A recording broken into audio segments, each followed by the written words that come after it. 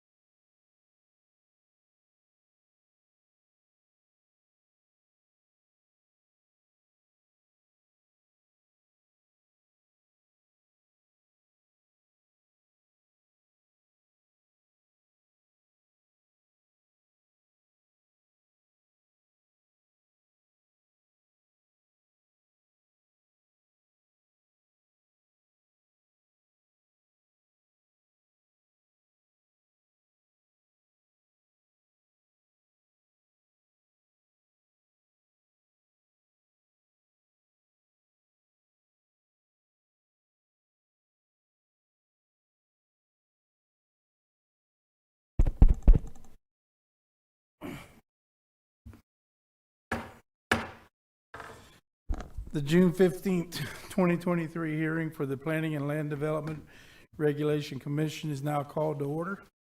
And could I please have you silence any audible devices that you may have? And also, would you please join me for the Pledge of Allegiance?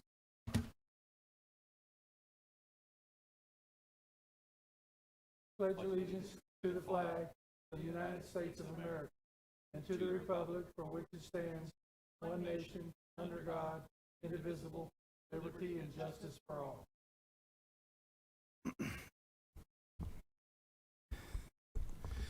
Good morning, everyone.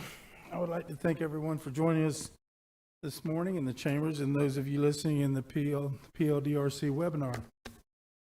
Apologize for running a little bit late, but I also have a parking issue. So anyway, Ms. Tucker, could I please have a roll call? Member Bender? Here.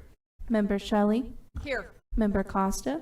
Here. Member Patterson? Here. Member Sixma? Here. Chair Mills? Here. And our District 4 representative is currently vacant. Thank you so much, Ms. Tucker. Okay, we do have minutes from the April 20th, 2023 and May 18th, 2023 meetings. Is there any discussion on those minutes? Mr. Chair, I need a correction on the May 18th meeting. It lists me as the vice chair. That should, small minor detail, but I do read these things. Okay. We'll note that. Ms. Smith, can we get that noted? Yes, sir. Okay, any other comments on the minute? Yeah, I'm going to, Mr. Chair, I'd like to Go ahead. abstain from voting on the April 20th meeting since I wasn't a part of the board at that time. Okay. Mr. Chair, Mr. Powell? unless you have a conflict, you must vote, even if you weren't present. He wasn't on the board at that time. Oh, you weren't on the board. He wasn't a member.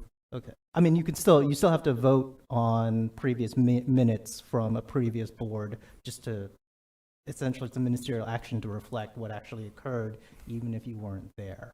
For example, our county council had to approve minutes that were generated from the previous county council, and 5 of them weren't sitting at the time. So it's a purely ministerial act. It doesn't imply any liability or any other, impute any other aspect to your vote, except you are saying, staff,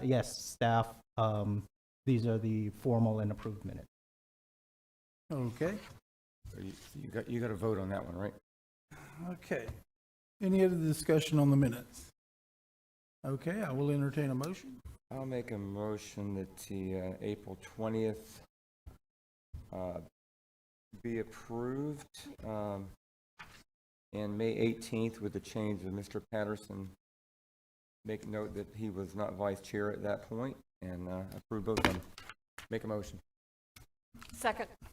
Okay, I got a motion to approve the minutes from April 20th, 2023 and May 18th, 2023 for Mr. Sixman, a second from Ms. Shelley. Any discussion on the motion?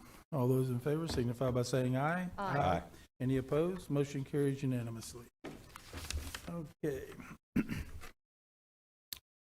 All right. If anyone would like to speak for or against any of the cases being heard today, please fill out a form at the back of the dais here and hand it to Ms. Tucker to my extreme left. And we will be limiting you to a 3-minute time limit. After the comments have been heard, I will give the applicant an opportunity to address any concerns and the speakers have and answer any questions the commissioners may have. At this time, I'd like to turn it over to Mr. Soria for legal comments. Thank you, Mr. Chair. I would just like to explain that decisions by this body on special exception cases and cases which rezone real property from one classification to another pursuant to the zoning ordinance are recommendations only to the county council and do not constitute a final hearing. So no new evidence may be considered at the county council public hearing. However, decisions on variances made by this body constitute final action subject to an appeal to county council. And what this means is that no new evidence may be presented at the time of the county council public hearing on the appeal. An aggrieved party that appeals such a decision is confined to the record made before this body. Hearings by this body on rezoning, special exceptions, and variances are quasi-judicial in nature, meaning that this body is acting more like a court and must take into account all oral, written, or demonstrative evidence presented. Their decisions on these cases must be based on competent substantial evidence on the record, and competent substantial evidence has been defined as that evidence a reasonable mind would accept to support a conclusion. Thank you, Mr. Chair. Thank you, Mr. Soria. While on legal comments, I would like to ask the commission to disclose for the record any ex parte communications that have occurred before or during the public hearing at which a vote is to be taken on any quasi judicial matter. And I'll start with my immediate right with Mr. Bender. None. None. None. None. I did have a conversation with Mr. James Skinner on ordinance 023006. Okay. Looks like we do have some items to be withdrawn or continued. Ms. Smith, can you give us that information, please? Yes, sir. CPA 23007 and Z 23008 are companion cases. The applicant did not meet due public notice, and this would be continued to the next PLDRC meeting in July 20th. The third item.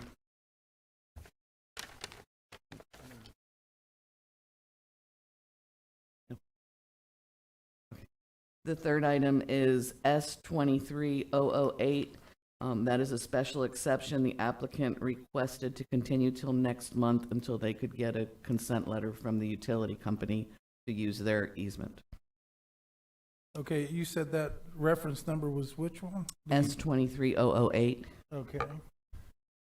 And then finally, we have O 23008.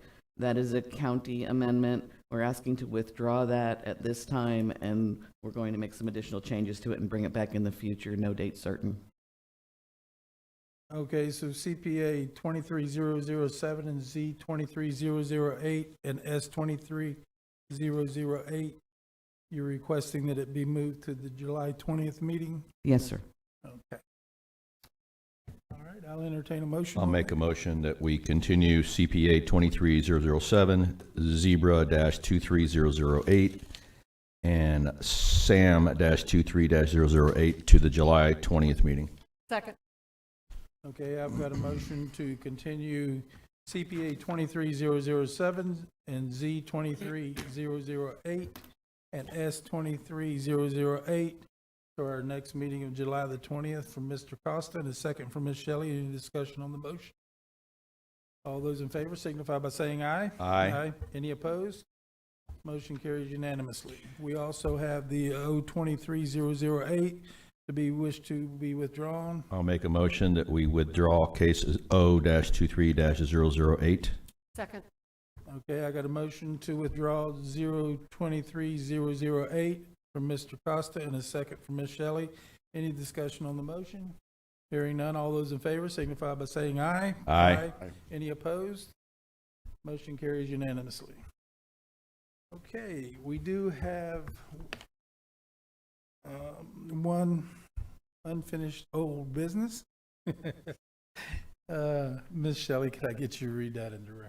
Yes, sir. Case number V-23-049, a variance to the minimum yard requirements on rural agricultural estate RA zoned property. Thank you, Ms. Shelley. And Ms. Ray, this is yours. Good morning, Kristen Ray with Planning and Development Services. The applicants are seeking a variance for an existing accessory structure to resolve a code violation. The variance is to reduce the north rear yard from 45 feet to 35.54 feet for the existing 1,440 square foot structure.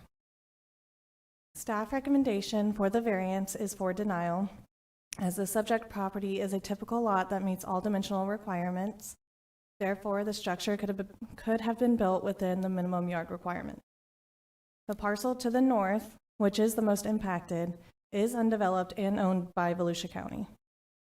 Should the PLDRC find that the applicants have provided competent substantial evidence, the following conditions have been provided for consideration. The variance is limited to the size and location of the structure as shown on the variance site plan, and the applicant shall apply for an after-the-fact building permit for the accessory structure within 90 days of the approval of the variance. I'm available for questions. Thank you, Ms. Ray. Any questions for staff? Hearing none, is the applicant present?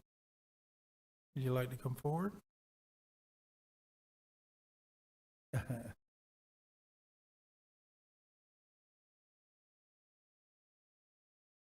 And could I get your name and address for the record, please? Landon and Layla Wines, 2052 Halifax Drive, Port Orange. Okay, you've heard the staff report. Is there anything you'd like to comment on that? Just the one thing, the reason I think probably that ended up where it was, the building itself. Of course, I didn't pull a permit for the barn when I built it, but that's neither here nor there, I guess. But one of the reasons why I think about the neighbor to the west of me, when he bought his property under either foreclosure, whatever, when he got his survey marks were marked at the corner stake where it's actually Volusia County property, if that's right, because there's a fence back there. So I think what it is there's a problem, and this may or not impact my case, but there's a problem where the people that are doing the surveying, they come out and they throw flags where they see a post that's been there or close to it. Because when we had it resurveyed to do our pool, they had to go back 3 or 4 neighbors to carry that line over. And it ended up being further into the property than I ever knew about, because original survey that I got showed it at the corner where there was a post in the original fence, from the county. And so then when they marked it, I thought, well, that's crazy. I never knew is this far in. And by that time, I'd already built my barn. So then it ended up being 7 feet or so too far in. I'd like to add, if I may, there's two on this side. Like huge oak trees on either side, north and south of the barn, that also had, bearing on location as to we didn't want any disturbance. Beautiful. Okay. Any questions for the applicant? Okay, we'll see if we have any public comment. If we do, I'll give you a chance for rebuttal. If not, we'll close the. Do we have any public? No, sir. Okay. Does anyone like to speak to this case? All right, you can have a seat. Thank you. All right, we're going to close the floor for public participation, open up for commission discussion or a motion.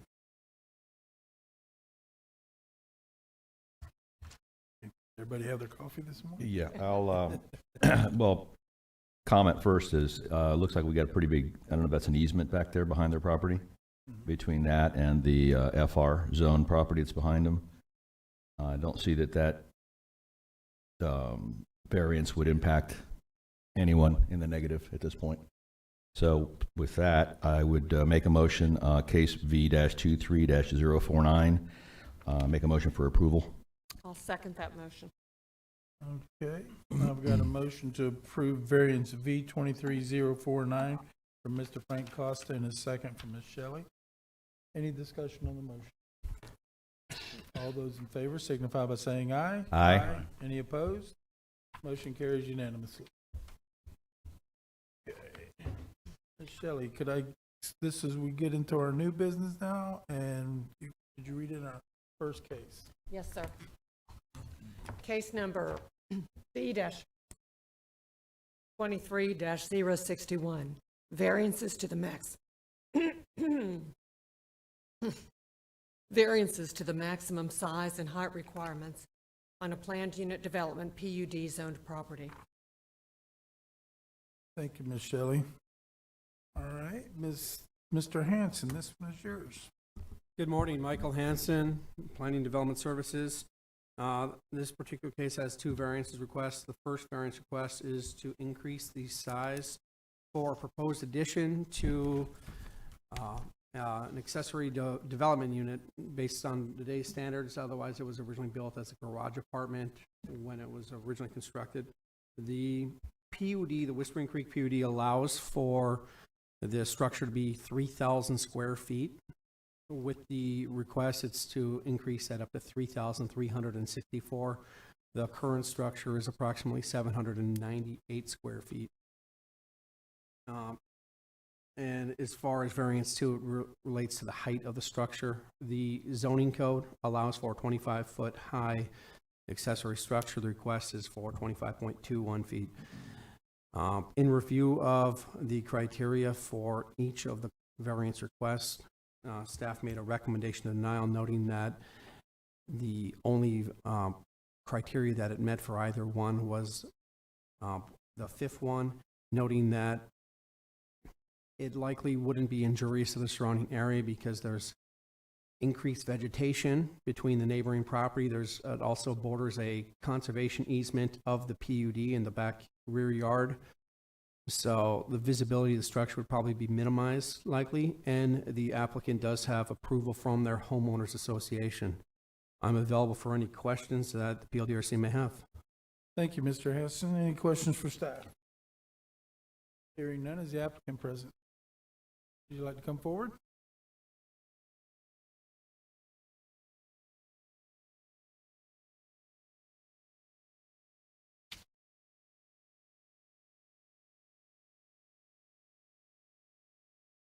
Could I get your name and address for the record, sir? It is Tom Donati, 4020 Sorrento Road, New Smyrna Beach. All right, you've heard the staff report. Is anything you'd like to add to that? Yeah, what I'd like to, I'm the contractor for Aaron Becker. Aaron's here. He's going to speak when you open it up to him. Couple things. He has a place in Hyde Park where he's got all of his vehicles stored. He wants to sell that and move everything over to his homesteaded piece of property. When we designed it so it's 2 stories high, so we could put lifts in there so he could put his vehicles inside and lift them up and park them underneath. He's spoken to his neighbors, HOA. As far as I'm aware of, we have no negative feedback whatsoever on asking for these variances. Actually, the gentleman that's going to be looking at this building is actually here. He's going to speak as well, who is directly across from where the building's going. The height requirement, it's not going to be any taller than what the existing house is. We're talking maybe 3 inches is our issue here, and that's because of the width of the building. So instead of being 25 feet at the mean height, we'll be about 25 feet 4 inches at the mean height. At no time will it be ever above the house. The square footage, I think, is the main issue with the zoning from my conversations with them. So we're really here asking for, to allow the homeowner to add 364 square feet to square off the building and make it look without having to chop it up. All right, sir. Is there any questions for the applicant? I do. Mr. Costa. Yes, sir. You said he spoke with the HOA. There is an HOA here, obviously. Yes. And we don't have copies of the HOA rules, which is really, we don't have any jurisdiction there. But if they're in approval, a letter of their approval would have been helpful in this package. Same with any other neighbors that were in favor of this. That would help this cause quite a bit. The approvals should be in the application. If they haven't put them in there, they have them. That was part of my application. So both approval letters are in our packet.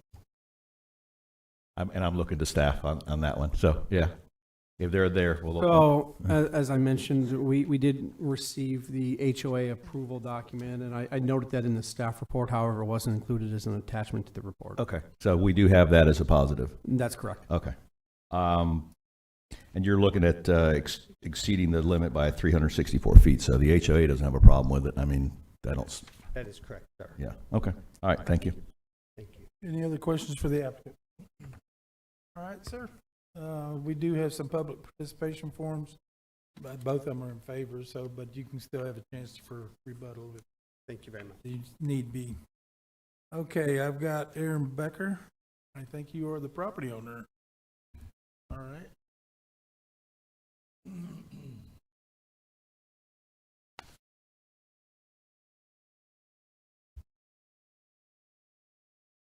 Good morning. Could I get your name and address for the record, please? Aaron Becker, 2070 Country Farms Road. Okay, so you would like to comment on your case here this morning? Yeah, Tom pretty much said everything. We're trying to expand it, and the reason for the variance is really the aesthetics. It's going to look really weird if we have to chop it back, and I don't even know if it's physically possible to make it lower. And yes, we would like to stop renting a storage unit. We have a very enclosed piece of property. It will be beautiful and you know, secluded. So nobody around us really has a problem with it. About the homeowners association. Okay. Just trying to work through the. Okay. Any questions for? I do. One quick question. Is this an RV garage or is this for vehicle storage? For vehicles. Vehicle? So Yeah. double stack? Yeah. Okay. Yeah, I've got a bunch of nice cars. I own a business in Ormond, employ about 150 people, and Okay. we make automotive parts, and it's my passion. Very good. All right. Thank you. It looks like a nice little quaint house. Thank you. Very nice. Thank you. Good job. We have a bunch of grandkids, We There like you go. and they're growing. our private little area. Oh, It's good. pretty. And our neighbor across the street, Tom Sawyer's here as well. Right, I've got his, okay, Thanks so much for your time. all right. You can have a seat now. Mr. Tom Sawyer. That name sounds familiar.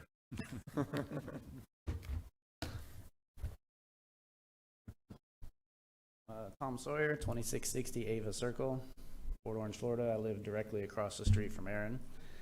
My driveway literally, if you look down my driveway, I look directly at his house, but I don't see any problems with, building the structure height-wise. Neighbor to the left of him has a garage that was built a couple years ago to house his boat and other things, so it's going to be similar in height and size. So just want to tell you, every neighbor I've talked to is in favor of it, so. Okay. Any questions for Mr. Sawyer? All right, thank you, sir. Appreciate it, thank you. That's the end of our public participation forums. Do we have anyone else that'd like to speak to this case? All right, we're going to close the floor for public participation, open up for commission discussion or a motion. I will make a motion for approval with the two recommendations by staff on case B23061. I think, isn't there only one staff There's one? recommendation, not two? Yep. Okay, one, Page 5. sorry, yeah. Yep. I'll second that then. Okay, I've got a motion from Mr. Sixma to approve variances V 23061, variances 1 and 2, with the one staff recommended condition from Mr. Sixma, and a second from Ms. Shelley. Any discussion on the motion? All those in favor signify by saying aye. Aye. Aye. Any opposed? Motion carries unanimously. All right, Ms. Shelley, could I get the next case, please? Yes, sir. Case number S-23-008, a special Okay, exception. we got that one. That was pulled out. Yeah, we got that Okay, one. full. sorry. Okay, Yeah. Here then. Oh. sorry about that. It was still in my packet. Still in my, yeah, sorry. CPA. Got it. Case number CPA-23-006, large-scale comprehensive plan amendment, comprehensive plan, affordable housing policies, Chapter 1, Chapter 5, and Chapter 20. Thank you, Ms. Shelley. Ms. Smith, this is yours. We're excited to bring this item forward. It's been a long time in the making. In July 19th, 2022, our county council approved an affordable housing 5-year plan. Leading up to that, we had a very robust outreach process that included an affordable housing summit at the Ocean Center, a series of webinars to teach people about affordable housing, and then we also created 3 working groups called affinity groups to address community land trusts, funding options, and zoning and land development changes that could be made to expedite and help the affordable housing process. This particular item before you is specific to the land development and zoning changes that could be done in the future. This is phase 1, which is the comp plan changes. We always start with the comp plan, and we'll be coming back to you in the fall with some changes to our zoning code. So in this item, we're allowing for impact fee waivers and density bonuses for affordable housing projects. We're creating an expedited review process and a dedicated review team for affordable housing projects. This will allow for impact fee deferral for ADUs if the homeowner is willing to sign an affordability agreement. Right now, an ADU is considered a dwelling unit, and they charge, I believe, just over $5,000 for an ADU. It will allow for administrative adjustments by the Development Review Committee for up to 40% deviation in some of the standards. And then it will also allow for restrictive covenants so that we can put liens on property to assure that they remain affordable. And it will also allow for administrative approval of non-conforming lots for affordable housing. And then finally, we changed our affordable housing definition to match the state definition. Those are the majority of the changes. We'd be happy to talk about any of them with you if you have any questions. Thank you, Ms. Smith. Any questions for staff? Okay. The only thing I'm a little stickler with is the density bonus. Is there a formula for that, or how is that going to be determined? And is it really needed? In some cases, it's warranted. We look at them on a case-by-case basis. Our current comp plan does allow for some density bonuses already. We will just be expanding that a little bit on a case-by-case basis. And we do think that it's needed in some cases. We thought we were going to get out of here early today. Oh, my goodness. Oh. They done cut the pole down. It done fell out. That's right.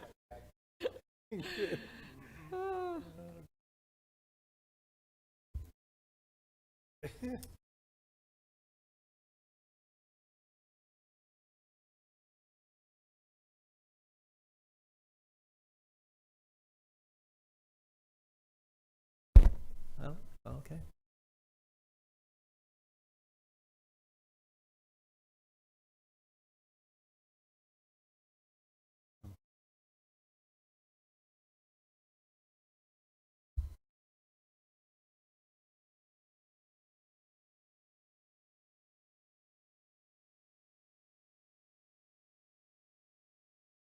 Are we under emergency power, or are we under?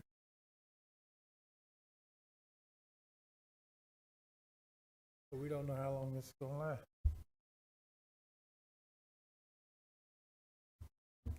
last. I recommend that we take a short break, see, if we'd have to continue all the items or if we can get the power back on. We do not have to broadcast to the public, so our broadcast component isn't necessary. So long as you're all here, we're taking minutes, and everyone who's here, we can continue on the meeting. I just don't know if you want to do it in this environment. Well, we don't, this is all, like Mr. Costa says, this is all in-house. Yeah, so we can go ahead. Continue. We can continue. We can go ahead with it if it's okay to do so. Okay. All right. So basically, you take it on a case-by-case basis as far as the density bonuses, correct? And you said it's in the comprehensive plan? Yes, sir, and I believe our attorney can also give you information on the new statute that passed regarding. Right. So these are all county-initiated proposals. So the density bonus it's basically up to the county council to determine what is an appropriate increased density that is appropriate to the area. Usually for affordable housing, you want density because you want to be able to provide the most number of affordable units in the least amount of land and the least amount of infrastructure you need to put in. That's usually condominium type things. Those are apartment type developments. So you do need the density in order to make affordable housing worth it. Otherwise, it doesn't scale well. Additionally, I think I put it in the staff report. So Governor DeSantis signed what's called the Live Local Act. We don't address that in these changes, but what that is, that's a very big preemption on local governments. I think you've seen some articles in the paper. Essentially, it's saying local governments, you must approve an affordable housing development in your commercial, industrial, or mixed-use zoning, or PUD zoning type areas.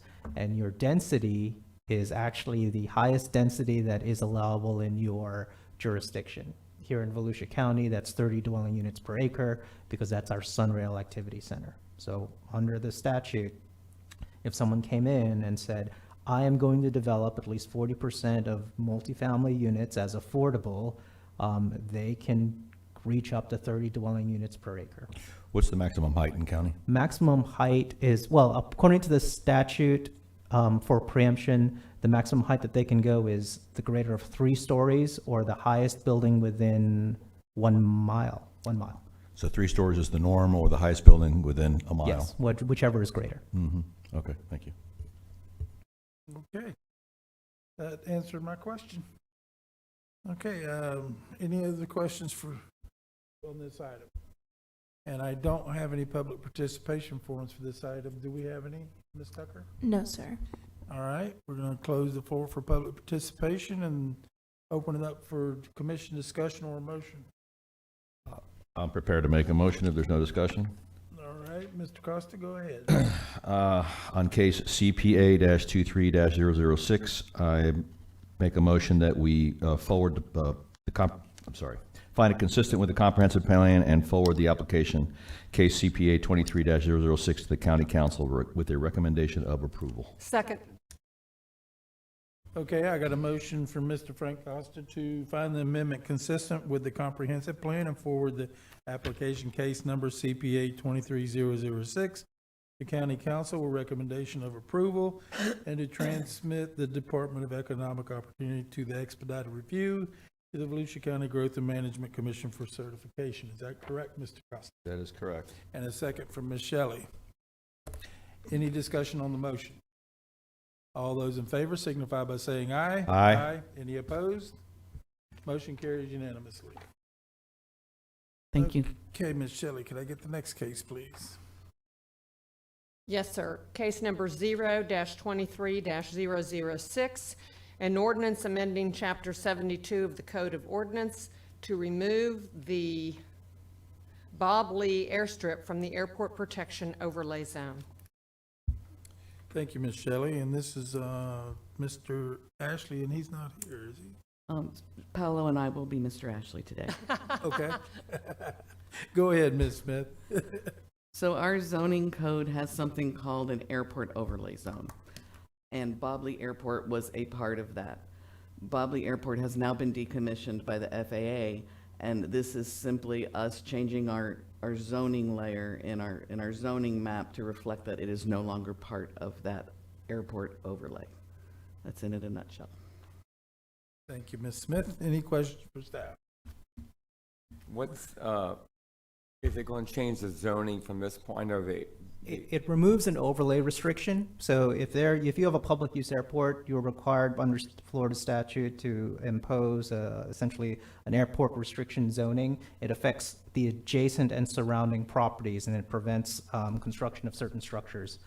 You can't, for example, build anything taller than 150 feet without getting a variance.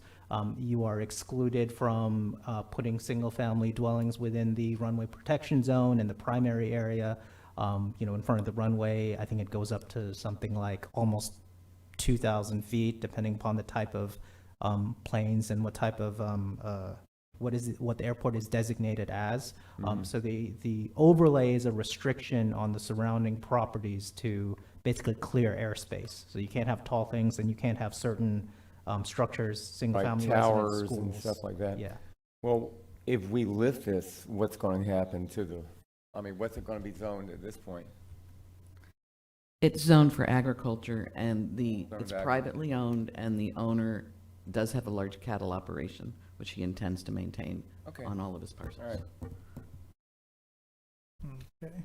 Questions? Any other questions for staff? Okay. Like I said previously, I did speak with Mr. Skinner on this, and there's I think this is what they wanted anyway, so there's no objection to this that I know of. Okay. I will accept the motion if someone would willing to give it.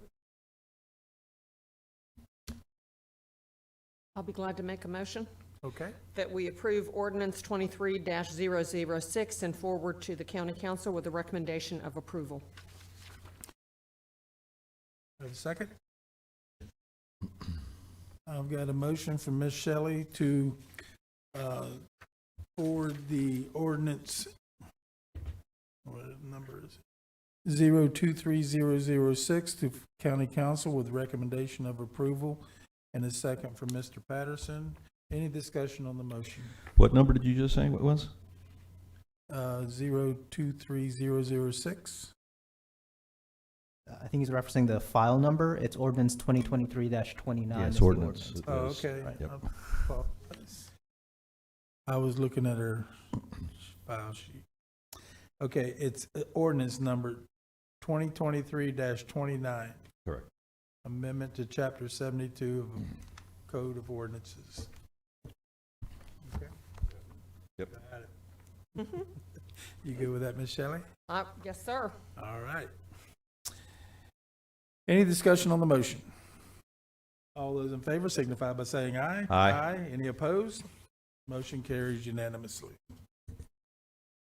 Okay, Ms. Shelley, could I get her last case, please? Yes, sir. Case number 0-23-007, ordinance 2023-27, administrative variance to increase the efficiency and effectiveness of government operations. Ms. Ray, this is yours. Good morning.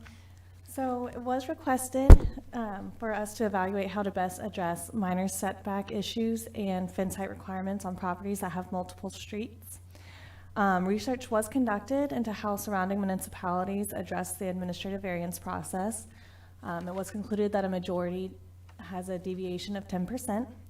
So the proposed ordinance will allow a maximum of 10% deviation, and it may only be used to reduce the minimum yard requirement or exceed the maximum lot coverage of a parcel pursuant to section 72-241 for existing single-family residences and their proposed and existing accessory structures, and or to allow an increase up to 2 feet from the maximum fence height on corner lots, through lots, and unopened rights-of-way if the applicant can demonstrate that the second front yard is being used as a side or rear yard, and there is no ingress egress to and from the second front yard. The proposed application process will require a standard planning application, but will not require a written petition or public hearing. This will save the applicants time and money, as the typical variance cost is approximately $738, plus due public notice fees, and the proposed administrative variance would only be approximately $318. And it'll also save the applicants a 3-month waiting period. If an administrative variance is denied, the applicant may request a PLDRC public hearing, and they will be responsible for paying the full variance fee, due public notice, and advertising fees, including submitting a written petition.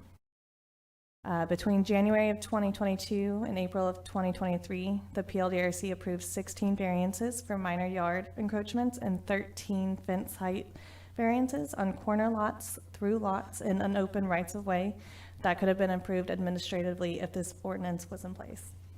The staff's recommendation is to forward ordinance 2023-27 to County Council with recommendation of approval. I'm available for questions. Thank you, Ms. Ray. Questions for I do. Mr. Costa? Very good work. Took a while, but we got it done, huh? Or I should say you guys got it done. My question is, can you clarify on the amount of savings per applicant that they're going forward, not those that have already, obviously those that have paid are done, but anybody going forward, what are they? Because I think you said 200 something, or did you misstate?